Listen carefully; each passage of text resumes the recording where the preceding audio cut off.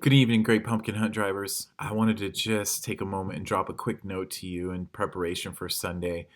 If I haven't had a chance to meet you, my name is Caleb Heath. I'm the youth pastor at Lake City Community Church, and you are participating in the fourth annual Great Pumpkin Hunt. This event is huge. It's one that our kids are looking forward to. It's one that has kind of almost taken a life of its own. But always at the core of it is not just about fun in our own community. It's always been about us trying to invite our friends into an event to hear the gospel message. And so, kids are excited. I know that we're going to have lots of new students that we've never met, and we're looking forward to being able just to connect with them. That brings me to my next thing, though, that for you is that we are a ministry that has been entrusted by parents, and we want to make sure that whatever we end up doing on Sunday, that we are practicing safety, and that really comes down to you as a driver. So please practice safe driving habits, following the laws, the speed limit, making sure that every student, when they get in your car, is buckled up before you even start going. Actually, make sure they're in the car before you start rolling, because in the many years that I've done this, and this has been even beyond the four that we've done it here, kids are always excited and wanting you to go, go, go, go, go. But before you can go, you need to make sure that you just have your safety eyes on and you're lined up, ready to go. The other thing that I want to share with you is that what are you going to be doing? You guys are going to play a really big part this year in the event, and what I mean by that is we are going to have you guys be essentially the gatekeepers to this to the event. And so the you guys when you guys show up on Friday or on Saturday, you guys are going to have you guys are going to see tons of pumpkins there, and the pumpkins are going to play a big part in the event for the weekend. The students, it's essentially going to be their fifth participant, or fifth team member, and so students are going to take those pumpkins and they're going to do everything with them. So if they have to take a picture, they have to go through a maze, that pumpkin has to go with them. It's part of the challenge of this year, is essentially that being the extra component. Um, but what's the way that this is going to work this year is teams are going to be divided up into teams of four. We're not going to have teams of seven or six, five, anything like that. It's going to be teams of four students with one driver. And the way that we're going to get them to you is that when you guys walk in, you'll see a bunch of pumpkins. The pumpkins you guys are going to take, you're going to take your your um, your license plate number. You're going to write your license plate number on the bottom of that pumpkin, and it's going to go actually out in the field where the old Harrison Preparatory School was, and you guys are going to just hide it out there. Not really super hard. We want to make sure kids get when we release them, they're able to go find them. But they're going to look at the bottom, like they're the first person to find a pumpkin. They're going to pick it up. They're going to see the numbers, XJ617.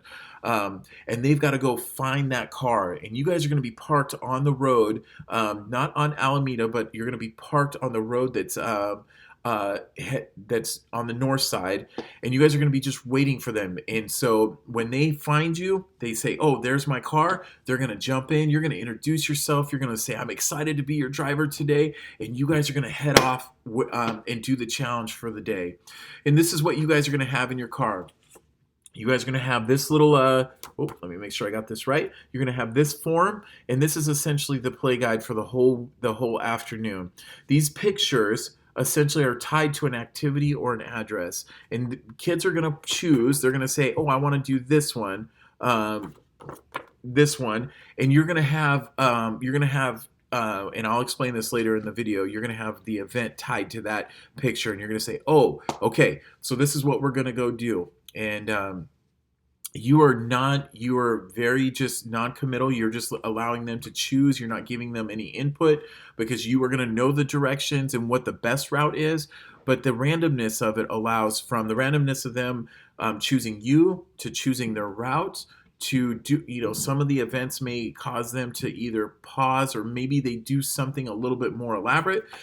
all those things play a part in it this time that allows them to maybe move forward ahead in the race or behind in the race. It all just kind of depends. And so they're going to choose something, and you're going to say, you're going to pull out your little guide that you'll have, and you'll say, okay, this is where we're going, and this is what you need to look forward to.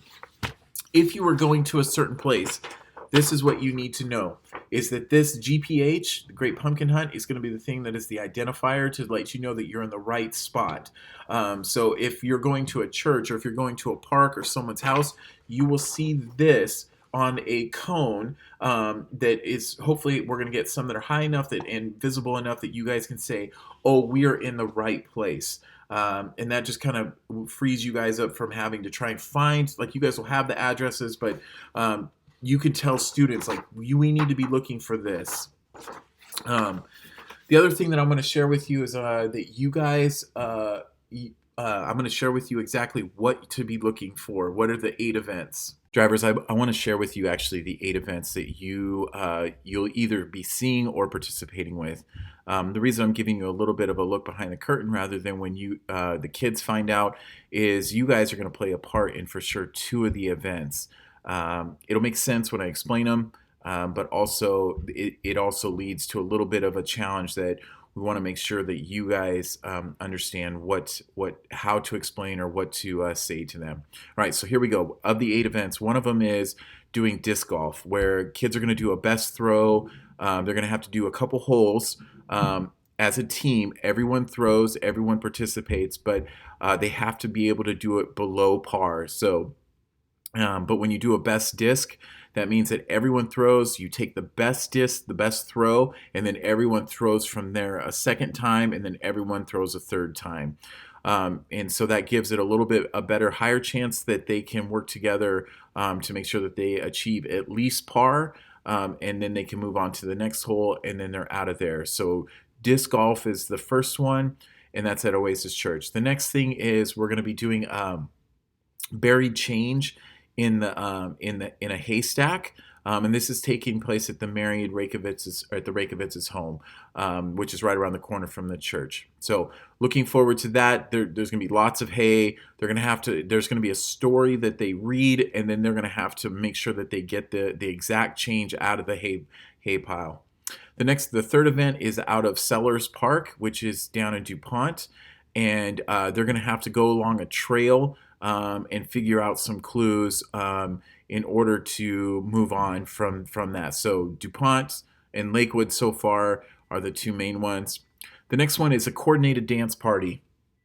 So remember when I talked about when kids choose like a certain piece, like you just give them an address. Well, this one at the coordinated dance party is at the Michelle Coleman's home. And so at that time, you guys will have already, you will have the video that's prepped where they're going to have some coordinated dance moves ready to perform as a team at the Coleman's home.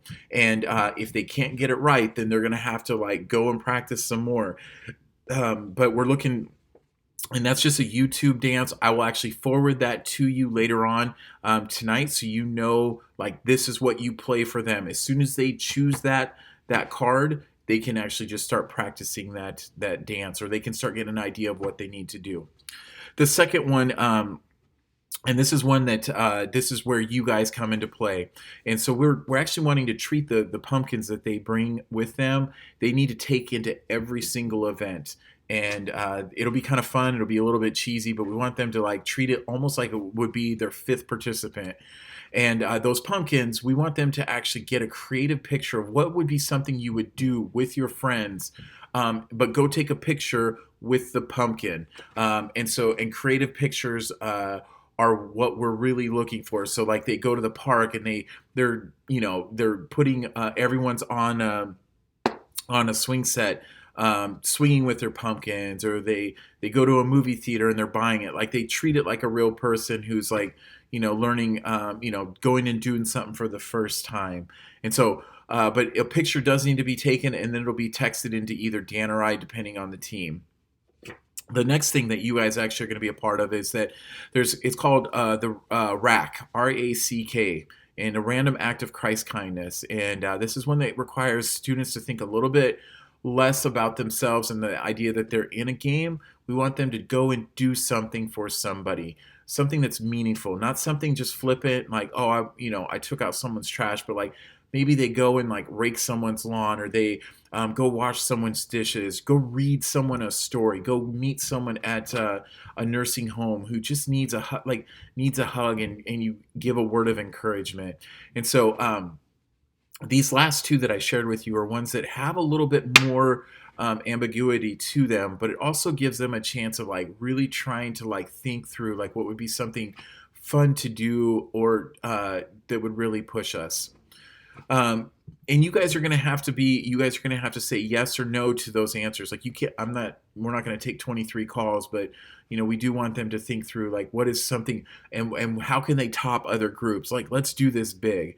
Um, the seventh event is we are at the Johnson's house again this year, and they're actually doing a maze in their basement with the fog and laser light show that they have to climb, they have to crawl through in order to get out of there. And the last thing, that the eighth and final event, is foot golf. And this is, if you've ever done this, this takes place at golf courses all across actually America. And essentially, each team will have to do the same concept of the best ball, but they have to like try and get, there's at Meadow Park Meadow Park golf course right there off of 74th and Lakewood Drive. They have reserved 2 lanes for us, and so the kids will have to do 4 holes there with their teams. Everyone will have a ball. They'll do the 4 holes, make sure they do it below par, and then they're able to go. The final event is where you guys are gonna have they will have to go and find the pumpkin. Now the pumpkin's gonna be hidden at Fort Steilacoom Park this year, which is a very expansive park. We want to give as much opportunity for so many people to get there and be able to find it. And so I'm not sharing with you where that is, where the pumpkin's hidden, but we want you to know that that's where the end goal is. As soon as they get all 8 done, and they know like and we tried to put a little fort in the middle of it, but this is the first time we've actually done it off campus. But someone will meet you guys. They'll have a sign with a cone right by the front. Actually, Dan and I probably will be there, and then you guys will go, and they'll have to go into the park and try and find the pumpkin and everything. We're looking forward to this, guys. I just want to just finish and just say thank you so much for coming, man. I really hope that you feel blessed and you enjoy kind of this whole event, because it is well worth everything that we've put forth for it. So, love you, appreciate you. I will see you guys on Sunday. If for some reason you have any questions, one of the more important things is we need to make sure that we have an insurance card from you if we haven't gotten that, and a form filled out saying about liability insurance, because we're not carrying that per se, but we want to make sure everyone is covered in case something does happen. So I will see you at Sunday at about 1:30, please, and so we can be prepped and ready to go for when kids come. So any questions, just contact me directly, and I'll hear from you later. Thank you.